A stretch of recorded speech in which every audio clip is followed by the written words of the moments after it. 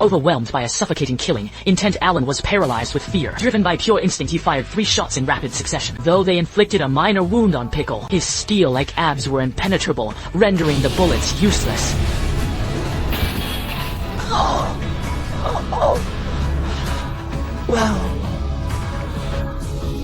Wow. This blonde guy emptied 3 rounds into the primal beast, only to find that they barely grazed his skin. The bullets had no hope of piercing his bulletproof abs. This direct challenge completely enraged Pickle. He snatched a bullet and hurled it back at Alan with savage force. The projectile hit with even more power than a gunshot. At that same moment, Alan's right arm was pierced through. As Pickle lunged at him with terrifying ferocity, Alan, consumed by sheer terror, spun around and raised his pistol. He fired frantically, but his desperate struggle was utterly futile.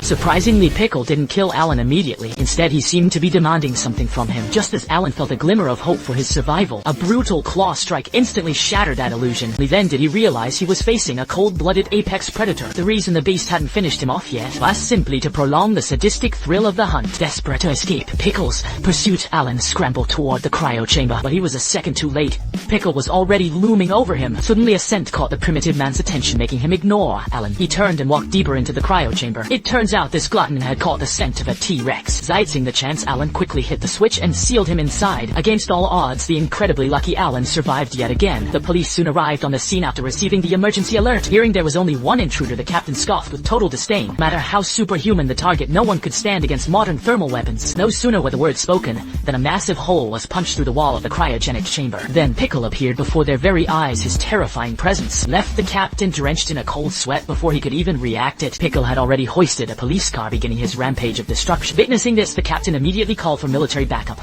But it was already too late. How could these second-rate cops hope to withstand Pickle's wrath? By the time the military arrived, the scene had been reduced to absolute carnage, while Pickle sat on the ground, alert and watchful. Faced with this formidable primitive man, the military high command decided to execute him on the spot. However, the doctor demanded they capture Pickle alive. He was a rare and invaluable experimental subject, a specimen far more precious than even the nation's president. Faced with the doctor's extreme assessment, the military was forced to yield. They then deployed a secret weapon, a multi-purpose combat machine, whether capturing lions or crushing vehicles. It was nothing more than child's play for this machine, and so, the battle of the century began.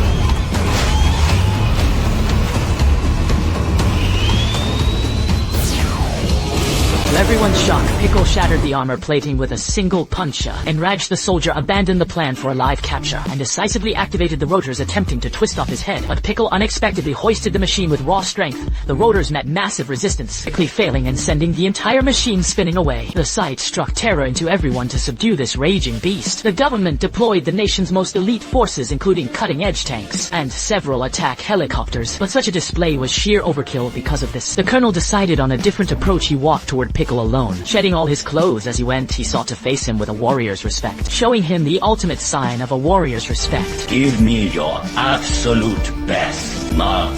Long Cho, Heng, and Wang Talan. I understand, my friend. Now is the time to rise, even in the hour of need. Inform the government that you aren't going anywhere. Get it? Pickle, you finally arrived. I need you to get over the